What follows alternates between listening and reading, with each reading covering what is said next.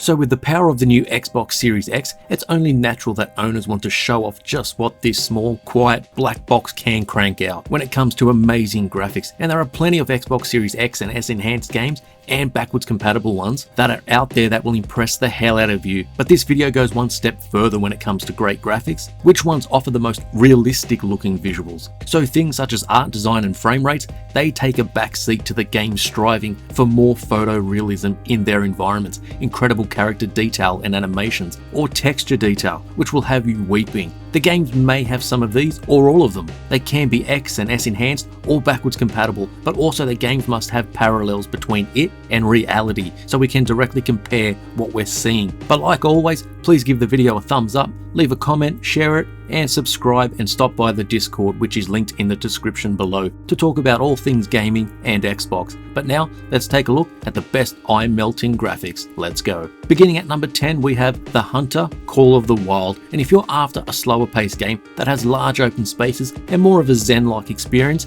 then this could be for you. It has some great natural looking environments with lots of grass and trees, with the landscape being bathed in sunlight, or when the weather begins to turn and the rain and thunder begin. First thing to do is head into the menu and turn up the field of view so you can take more of these open spaces in at any one time. Texture quality is pretty good, but this would be pretty stunning if it had a next-gen update. Watching the trees slightly sway in the breeze as the sun glows through the leaves, or watching the wildlife just simply standing there, or watching them scurry off as you made too much sound and alerted them. This is not a game to play if you're after fast action. It's much slower paced as you hunt down your kills and upgrade your character as you get new gear and weapons. This is a new game for myself and I hadn't really heard of it before, but if this looks like it might appeal to you, then it's on Game Pass to try out, but it also has paid content as well to expand it by means of new national parks and hunting grounds to visit. At the very least, just take in the sights. So at number 9 is COD Modern Warfare Remastered, and first-person shooters are always expected to look good and one-up the last one in the series, and this remaster looks fantastic, whether it's during the night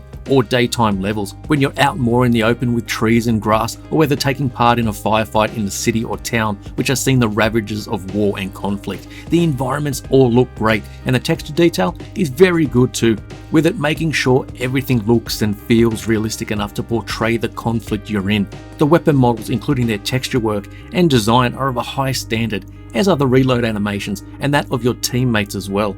They move realistically enough for them to be convincing as an actual person. They do sometimes break that illusion with a sudden movement or turn which can break the realism, but considering this is a remaster, meaning it's based on an older game, it can still stand alongside more modern shooters and other games in delivering graphics which strive for realism and high detail. Plus, the game's campaign is one of the best in the series and the frame rate is rock solid at 60 frames. At number 8 we have The Witcher 3, and for a game from 2015, this is still such a great looking game, but it gets on the list mainly with it running on the Xbox Series X and S, as those consoles can keep this game running at a higher resolution and a higher frame rate much more often than the base Xbox One ever could, and it could look a little muddy and low res at times on that system. When we take a close look at the textures, for example, they do look like an older game as you would expect, and this hasn't had the proper Xbox Series X and S enhanced patch yet. But The Witcher 3 is most impressive when we take all of the world together. From the impressive looking armor on Geralt, the plain clothes of the NPCs, the way the trees and grass sway in the wind, and how The Witcher 3 does an incredible job in making the world feel so believable.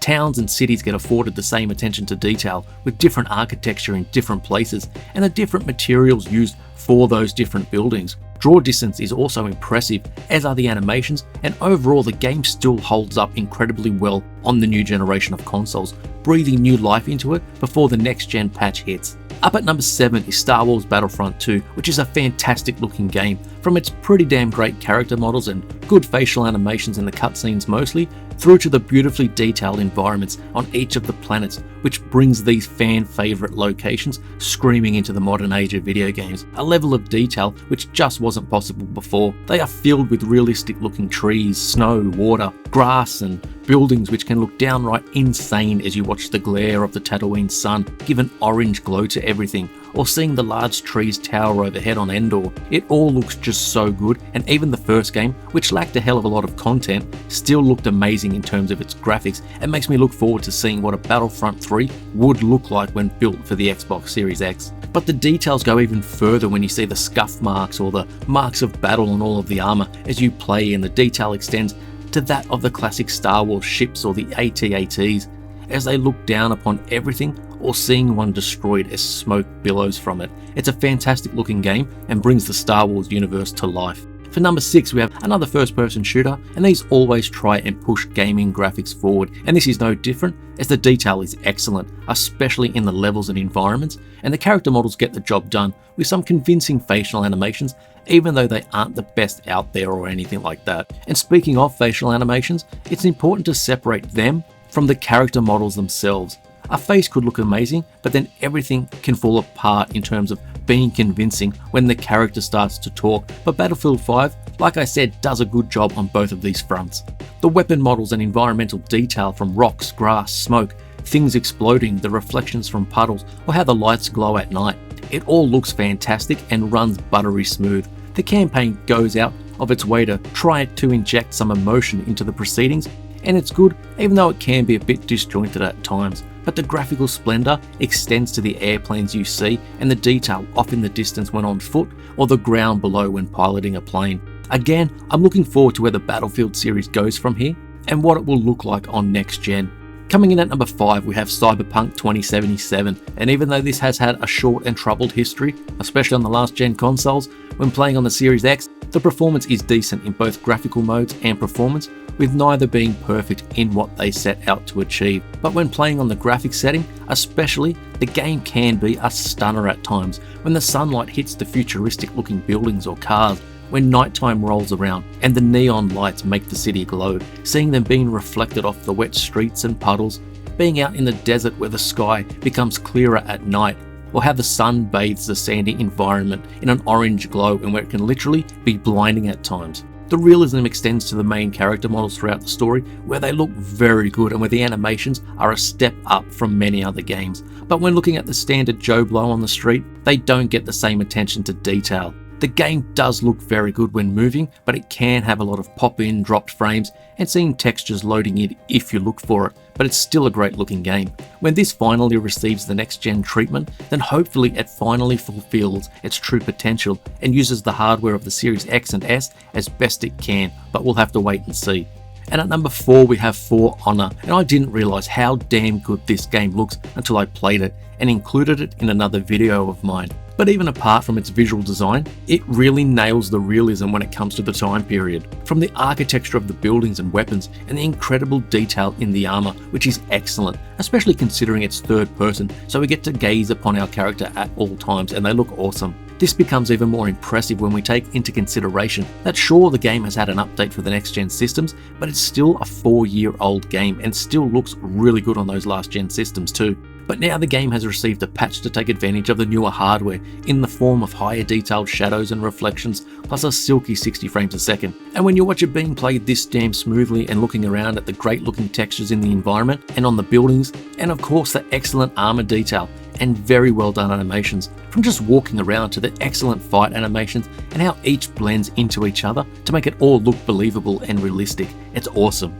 Up next at number 3 is Shadow of the Tomb Raider, and when the first game came out in this rebooted franchise back in 2013, it looked great and was taken up a notch in 2015 with Rise of the Tomb Raider, and the graphical fidelity is once again increased in some areas that make Shadow of the Tomb Raider get on the list. The character model, including the facial and body animations, and even the hair of Lara, has always been impressive and continues in the third game in the series. But these are mostly older games, so there are other titles out there that do this even better. But I'd say it's still great and of a higher quality than many other newer games, but it's the environments that are the true standout in Shadow of the Tomb Raider, and the setting of the jungle allows the realistic graphics to really shine. Seeing the dense foliage or trees and how the light streams through the leaves, making them almost glow, seeing all of it cast fantastic shadows across the scene, plus it runs great too, especially on the newer systems. Having all of these things come together makes this such a beautiful game to play. It looks downright amazing at times. And for number 2, it's Metro Exodus, and when it comes to the graphics in this game, the only real downside is that of the frame rate, which never really gets to where it needs to be on the last gen consoles, including the Xbox One X. And this is one game which has been confirmed to have a next gen patch on the way, so this is just going to get better. Veering away from the previous 2 games, Metro Exodus goes with large open areas instead of the claustrophobic tunnels in 2033 and Last Light. And even though I do prefer the previous games, there's no doubting that this is downright gorgeous at times. Whether trekking your way across the cold, snow-covered environments, or making your way through the dusty and sand-filled deserts, through to looking out over the vistas or mountains, no matter where you look, the attention to detail from what I just mentioned through to the weapons and enemies, it looks stunning. NPCs do look good as well, but they are in no way the standouts here. Things only stay impressive when exploring dark indoor environments where the lighting gets shown off even more. This was one game pretty much kicking above its weight on last gen consoles, and it's really going to shine with the next gen update, especially if the textures get an extra bump in fidelity from their already impressive state. Once this is running at 60 frames a second as well, especially if they can get the ray tracing included at that higher performance, then this will once again be at the top of the pile when it comes to realistic graphics. I can't wait. And up at number 1, I just have to rank Red Dead Redemption 2 here, as when it comes to good looking games, this had absolutely no right to look as good as it did on last gen, especially on the Xbox One X.